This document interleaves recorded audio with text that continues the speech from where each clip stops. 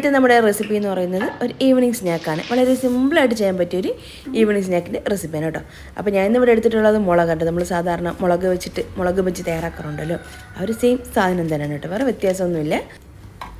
എൻ്റേതായിട്ടുള്ള രീതിയിലൊരു ബാറ്ററൊക്കെ ഒന്ന് പ്രിപ്പയർ ചെയ്തിട്ട് തയ്യാറാക്കി എടുക്കുന്ന ഒരു മുളക് ബജി, ഒരു സിമ്പിൾ ഐറ്റംസാണ് കേട്ടോ. അപ്പോൾ നമുക്ക് ആദ്യം മുളക് എടുത്തിട്ട് അതിന് 4ആയിട്ടോ 2ആയിട്ടോ ഒക്കെ മുറിച്ചെടുക്കാം. ഇപ്പോൾ ഞാൻ ഇവിടെ 4 പീസസ് ആയിട്ടൊന്ന് മുറിച്ചെടുക്കുന്നുണ്ട്.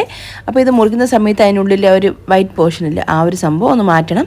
അതുപോലെ തന്നെ കുരുവൊക്കെ കംപ്ലീറ്റ്ലി ഒന്ന് മാറ്റണം കേട്ടോ. ഇല്ലെന്നുണ്ടെങ്കിൽ നല്ലോണം എരിയും, അത്യാവശ്യം എരിവുണ്ട് കേട്ടോ ഈ ഒരു മുളകിൻ്റെ ആ ഒരു സീഡിന്. അപ്പോൾ നമുക്ക് ആ ഒരു സീഡ് കംപ്ലീറ്റ് ഒന്ന് മാറ്റിയിട്ട് നന്നായിട്ട് ഇതൊന്ന് കഴുകിയെടുക്കണം. അപ്പോൾ ഞാൻ ഒരു 3 എണ്ണം എടുത്തിട്ടുള്ളത് കേട്ടോ. ഒരു 3 മുളകിന് വേണ്ടിയിട്ടുള്ള ബാറ്ററാണ് ഞാൻ പ്രിപ്പയർ ചെയ്തെടുക്കുന്നത്. അപ്പോൾ ഞാൻ മുളകൊന്ന് ക്ലീൻ ചെയ്തെടുത്തിട്ട് നല്ലോണം ഇതൊന്ന് കഴുകിയിട്ട് നമ്മൾ ഒരു തിളയ്ക്കുന്നതിന് മുന്നേ ഉള്ള പാകത്തിനുള്ള ചൂടുവെള്ളം ഉണ്ടല്ലോ, ഒന്നീ ചൂടുവെള്ളത്തിലേക്കൊന്ന് ഇട്ട് വെക്കണം ഒരു 15 മിനിറ്റ്. അല്ലെന്നുണ്ടെങ്കിൽ ഒരു പാത്രത്തിലേക്ക് ഒരു നാരങ്ങ വലുപ്പത്തിന് പുളി എടുത്തിട്ട് ഒന്ന് നന്നായിട്ടൊന്ന് മിക്സ് ചെയ്തെടുത്തതിന് ശേഷം ആ ഒരു പുളിവെള്ളത്തിലേക്ക് ഈ ഒരു ഉപ്പും പുളിയും കൂടെ ഒന്ന് മിക്സ് ചെയ്തെടുത്തിട്ടുള്ള വെള്ളമാണ്, അതിലേക്ക് നമുക്ക് ഈ ഒരു മുളകൊന്ന് ഇട്ട് ഒരു 15-20 മിനിറ്റ് ഒന്ന് വെച്ചാലും മതി. അപ്പോൾ ചൂടുവെള്ളമാണെങ്കിൽ ഒന്നും കൂടെ ഒന്ന് സോഫ്റ്റായിട്ട് കിട്ടും, എരിവ് പെട്ടെന്ന് നന്നായിട്ട് പോവുകയും ചെയ്യും കേട്ടോ. അപ്പോൾ ഇങ്ങനെ ചെയ്യുന്ന സമയത്ത് നല്ലതാണ്. അപ്പോൾ നമുക്ക് ഇതിൽ ഏതെങ്കിലും ഒരു മെത്തേഡ് എടുക്കാം. പിന്നെ ഇതിലേക്കുള്ള ബാറ്ററിന് വേണ്ടിയിട്ട് ഒരു 1/4 കപ്പോളം കടലമാവാണ് എടുത്തിട്ടുള്ളത്. ഇനി നമുക്കിതിലേക്ക് ചേർക്കാനുള്ളത് ഒരു 1/4 കപ്പോളം മൈദാമാവ്, അതുപോലെ തന്നെ ഒരു 1/4 കപ്പോളം അരിപ്പൊടി ചേർക്കുന്ന സമയത്ത് നല്ലോണം ഈ ഒരു ഇത് വന്നിട്ട് നന്നായിട്ട് നല്ല മുരുമുരാന്ന് കിട്ടും, അതിന് വേണ്ടിയിട്ടാണ് കേട്ടോ. പിന്നെ ഒരു 1/2 ടീസ്പൂണോളം ഉപ്പും, പിന്നെ അതുപോലെ തന്നെ ഒരു 1/2 ടീസ്പൂൺ കായപ്പൊടി. ഉപ്പ് നമ്മൾ അളവ് നോക്കിയിട്ട് വേണമെങ്കിൽ ചേർത്ത് കൊടുക്കാം കേട്ടോ. അപ്പോൾ ഞാൻ ഒരു 1/4 ടീസ്പൂണോളം ഉപ്പ് ചേർത്ത് കൊടുക്കുന്നുണ്ട്. പിന്നെ അതുപോലെ തന്നെ ഒരു 1/4 ടീസ്പൂണും സോഡാപ്പൊടി, ഇത്രയും മതി കേട്ടോ, ഒരുപാട് ചേർക്കല്ലേ സോഡാപ്പൊടി. അതുപോലെ തന്നെ 1 ടീസ്പൂൺ കാശ്മീരി ചില്ലി പൗഡറാണ് ചേർത്ത് കൊടുത്തത്. നിങ്ങൾ ഉപയോഗിക്കുന്ന ഒരു മുളക് പൊടിക്ക് നല്ലോണം എരിവുണ്ടെങ്കിൽ ഒരു അല്പം മാത്രം ചേർത്താൽ മതി. പിന്നെ അതുപോലെ തന്നെ ഒരു 1/2 ടീസ്പൂൺ കുരുമുളക് ഇതുപോലെ ഒന്ന് ചതച്ചെടുത്തതാണ് കേട്ടോ. ഇതിനോടൊപ്പം ഇഞ്ചി വെളുത്തുള്ളി പേസ്റ്റ് കൊണ്ടെങ്കിൽ അത് 1 ടീസ്പൂൺ ചേർത്ത് കൊടുക്കുന്നതും നല്ലതാണ്. എന്നിട്ട് നമുക്കിതിലേക്ക് ഇനി ആവശ്യം പോലെ വെള്ളം കുറച്ചായിട്ട് ചേർത്തിട്ട് നല്ലോണം ഇതൊന്ന് മിക്സ് ചെയ്തെടുക്കാം. ആ ഒരു കട്ട ഒന്നും ഇല്ലാത്ത രീതിയിൽ നല്ല രീതിയിൽ തന്നെ ഒന്ന് ഉടച്ചൊന്ന് മിക്സ് ചെയ്തെടുക്കുന്നുണ്ട്. അതായത് മാവ് ബാറ്റർ എന്ന് വെച്ചാൽ ഒരുപാട് ലൂസായി പോകാനായിട്ട് പാടില്ല, ഒന്ന് തിക്കായിട്ടുള്ള ഒരു ഇതിൽ വേണം എടുക്കാൻ വേണ്ടിയിട്ട്. അപ്പോൾ ഞാൻ അത് അവിടെ ബാറ്റർ ഒന്ന് റെഡിയാക്കി എടുക്കുന്നുണ്ട്. കുറച്ച് വെള്ളം ചേർത്തൊന്ന് മിക്സ് ചെയ്തെടുത്താൽ മതിയാകും.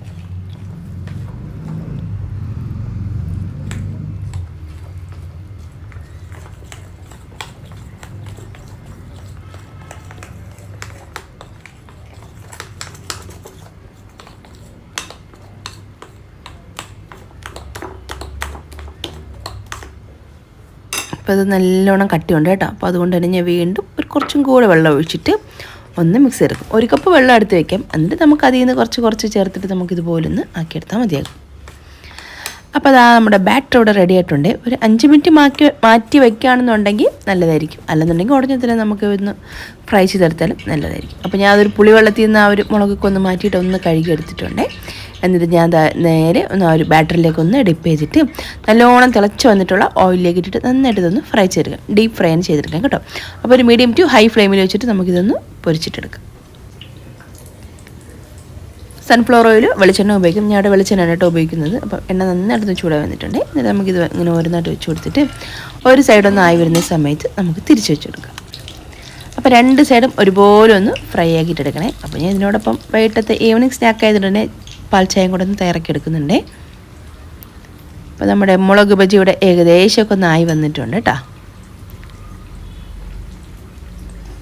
അപ്പോൾ നന്നായിട്ടൊന്ന് ഫ്രൈ ആയതിനു ശേഷം അതിനുള്ളിലുള്ള മുളകും കൂടെ ഒന്ന് കുക്കാവണം കേട്ടോ. ചൂടുവെള്ളത്തിലിട്ട് വെക്കുകയാണെന്നുണ്ടെങ്കിൽ ആ ഒരു സംഭവം ഒഴിവാക്കും. കാരണം എന്ന് വെച്ചാൽ ഒരുപാട് സമയം നമ്മൾ ഇങ്ങനെ എണ്ണയിലേക്ക് ഇട്ടൊന്ന് ഫ്രൈ ചെയ്യേണ്ട ആവശ്യം വരില്ല. അപ്പോൾ ചൂടുവെള്ളത്തിൽ ഇട്ടെടുക്കുന്ന സമയത്ത് മുളക് നന്നായിട്ടൊന്ന് ചെറുതായിട്ടൊന്ന് വെന്ത് വരും.